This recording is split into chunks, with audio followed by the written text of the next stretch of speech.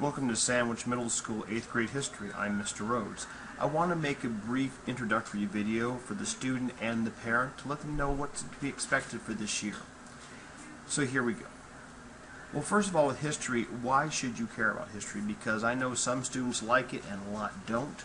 So allow me to make my pitch as to why I want to enlist you and your help for this year.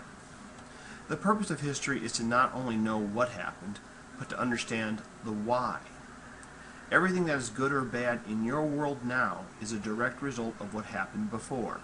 Your personal history and the history we can be exploring this year are quite connected. So everything that you see, hear, touch, or understand now is due to a situation or course of events that have allowed up to this point. And based on that, I'm going to show you the connections that you have there. More importantly, the greatest importance of history is seeing what was good and what wasn't, what should be repeated and what should be discarded. In other words, to learn the lessons of history. Now imagine you're in a line of people. So you're in a line of people. And each person is offered to put their hands in one of two bags. So you can pick either this bag or this bag. Now it turns out, in one of the bags, there's $10,000. But in the other bag, there's a poisonous snake. Do you put your hand in one of the bags, not knowing which is which? Would you take that risk? Let me make the choice easier. Suppose you're here, like 4th or 5th in line, and you can see what the person in front of you chooses, and they never change the bag. So let's say you notice that the one bag has the money and the other bag always has the snake. Based on that, it should make your life a lot easier if you notice that the left bag has the snake and the right hand has the money. Now would you take your chance? I bet you'd be a lot more willing to if you knew which one was which. In effect, that's what history is supposed to be. You're supposed to learn about what worked, what was good, and what failed. From this, we should be able to make better decisions about what to do or not do as you're in your own personal life, maybe as a community, or as a nation, America. I cannot convey to you the importance of learning your history. If, as a society, we had to learn a lesson only one time, and we never made that mistake again, then our society, our world would be near utopian. People have been civilized of different sorts for almost 40 to 50,000 years. And imagine we took one mistake one time and people recorded and said, okay, don't do that again, because that's a real problem. You only have so many mistakes you're going to make. Even in your own personal life, if you only make the same mistake once, you're probably going to have not too many difficulties by a certain age because you've made most of the mistakes you're going to make. That being said, being an adult for a little while now, I can unfortunately tell you, sometimes you make the same mistake over and over, but hopefully you learn from them. A bitter disappointment I will reveal to you is that how often in history the same mistake is made over and over, and you're going to start seeing parallels to this, and we'll discuss as to why. Now, how this will be different than other history classes you might have taken in the past. First, you are highly encouraged to bring a smartphone or other internet accessing device with you. I don't care if it's a tablet, if it's your phone, anything that can get on the internet. If you don't have one, don't worry. I have 4 or 5 computers that you can certainly use for online internet access. That being said, it's probably a lot easier if you just whip out your phone and do it that way. You can contact the office about getting a student access through the SMS student portal. There are obviously restrictions, and for good reason. So you can see me about that or see the office about that. But I do want you to bring a mobile device. And again, I'm not saying go out and buy your kid a $700 cell phone if they don't have one. But if they do, please have them bring it. There will be a light note taking, and your textbook is always a good reference point. And much of your grade this year will be on examining important occurrences in American history and have to understand why these things occurred. It's not important to me the exact date that the Columbus ran into the Dominican Republic that we call America, when Columbus discovered America, I want to know the why. What was the motivation? What was the reason? What was the good and bad? What were the benefits? What were the drawbacks? Those are the things I care about. I don't want a list of 50 historical facts. That's fine if you know them, if you learned them, wonderful, happy to have it. But I care about the why. What was the motivation? And what caused it? And what happened because of it? And once you understand the why, I will task you with either judging whether this was a good or bad choice, was it correct or mistake, and finally you may be asked to construct other options or outcomes. A what-if scenario. What if this happens? What if that happens? Part of a thing called Bloom's taxonomy on the higher end of things. I'm going to say, this is the facts that we've seen then. Now tell me, what do you think about this? Was it good, bad? How could it have been different? I used to love a comic called What If, back when Marvel wasn't even cool yet. But there's a thing called What If, and there's different What If comics, and they were wonderful to read because you never thought about these different possibilities. And that's where I want to get us.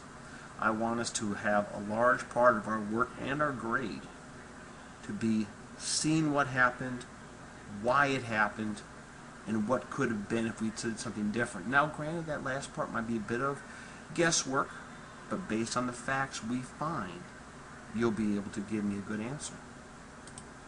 Now, third, I will not be incorporating a current events part of my history class, or at least not in the beginning. Channel 1 does a wonderful job with that in the morning. And my logic is that until I teach you why of some more important history, I cannot match up the parallels that are occurring today. In other words, until you understand where we've been, at least a little bit, I can't tie it into what's happening now. But once we've learned a few things about where we've been, it's going to be very easy to say, look at today, how things have parallels. Some aren't, some are. And the cause is because of it.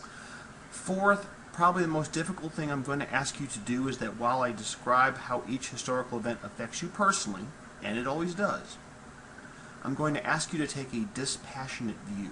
So in other words, although I will ask you to judge, critique, and possibly praise or condemn what you cover, I want you to attempt to do it not from where you personally come from, not from what you know from maybe your own personal family experience or what region of the country you come from. I want you to try, if you can, to pull back. Just look at it like you're an outsider, and based on that, you make your decision. This is very hard, by the way. So we're going to try. We'll see how we get. Your typical day. 58-minute class, 3 to 5 minute bell ring activity, usually on the board, just to get you warmed up, things I want to try that day. 10 to 20 minutes you explore with your phone. I'm going to give you a title, a topic. I'm going to say, please research these things. And we're going to start listing what you find. And we're going to put them on a board, probably going to list them. We're going to discuss a few things here and there. So you're bringing information. I'm going to ask you to discover information for me. And once we've discovered the information, we'll do some light notes. I'll have some things, of course, prepared. We'll probably hit most of them in the 10 to 20 minutes, but if we don't, we'll do our light notes and figure it out. And finally, a 20 to 40 minute activity to better understand the data that you found and the data that I provided. Of course, bring markers, color pencils, notes, textbooks to class each day. Now, why markers and color pencils? Look, that's a social studies staple, and I'm not going to get in the way of that because it's kind of fun. It gives you a chance to express yourself, no big deal. So that's fine, although I may very well do a lot more of the artwork on regular pieces of paper than poster board, only because poster board's cool, but it gets a bit expensive for the school and parents. So I figure if we can just do it on a piece of paper, make it nice and neat and clear, we'll go with that. Sixth, finally, the dreaded word homework. How much will you have? And honestly, it depends on you. Simply, the more we get done and accomplished in class, the less I will assign. The reasoning is that if you get it done in the classroom, you have less to do at home. So here's the idea. You work hard in class, you do the right thing, you're following along, you're understanding, you're giving me 58 minutes of your time and attention. Why would I ask more of you from home in that scenario? If you're already giving me the hour, and you're doing it well, I'm going to ask a lot less for you to do on the outside. Now, math's a little different, because math I'm flipping the classes, but for history, if we can get it all done in the hour in class, I'm fine with that. If we can't, I'll say, you know, we just didn't get there. Was it a case where maybe we weren't listening, maybe we didn't follow along, maybe we just weren't understanding? I'm going to say, look, we have to pick up the slack, and we have certain things we have to get to. I'll be like, look, we just didn't get there, so we're going to have to do some at home. Do this, this, and this. If, on the other hand, you guys are working well, we're doing the right thing, we're getting it taken care of, I'll say, great. No homework. You did it in class. Sounds good to me. I will have a fair amount of work paced, so as long as you come in reasonably willing to work, you should be fine. Oh, and finally, I've also received tentative permission to live stream my classes, so reality happens all the time. So you go back at any time and watch something you have missed. It's also a great way to see something cool that you may have done that day. So in other words, every class is going to be recorded, and so you'll be able to go back and watch. Your parents, you will be able to watch from the leisure of work at home or where have you. Also, as some parents like to know what's happening in their kids' classroom, imagine you can just click on a button, you can be watching what's going on. So that way you don't even have to come in if you want to watch from class. You can watch from my webcam. I intend on making this a private live stream feed, and there are a few bugs to be worked out, but I'm hopeful this can be worked out with little trouble. So again, the first week or two, you might have exact viewing. Please let me know if you're having trouble viewing it, watching it, and I will do my best to accommodate you. This is new. Anytime you do something new, there's going to be a learning curve. Now, if you or your parents strongly object to having your video recorded, your face on a video, no problem. I'll make arrangements with my seating chart so you're not on the video stream. That is fine. I get it. That being said, remember, it is a private video, so it's not like it's going out to the open internet. But in truth, as we all know, if it goes on the internet, anything's possible. So I want to be honest with you there. Please be aware that as I will be able to be viewed and critiqued myself, and I expect to be, you will be as well. Now, the only thing I'm trying to say there is, please, of course, while the video cam and webcam is running, any misbehavior it records can be addressed later. So just look, I don't care if one time I'm watching the video and I see you poke somebody in the arm, big deal. But if you're acting like a clown in class, and for whatever reason I didn't address it, although I probably would have, I can later come back and say, hey man, I didn't notice you did this, that was pretty wacky, what were you doing? You know, we can go back and talk about that. So please, while you're being recorded, I of course will be on my best behavior, you be on your best behavior. And anyway, that's the grand plan. It's pretty ambitious, I realize. Again, we're going to kind of learn as we go. Full disclosure, this is the first time I've taught social studies in the 8th grade room. I've taught math for almost 12, 13 years, I think, so this is going to be something new. Parents, if you have any feedback, thoughts, or concerns, let me know. I appreciate it. Thanks again. Bye.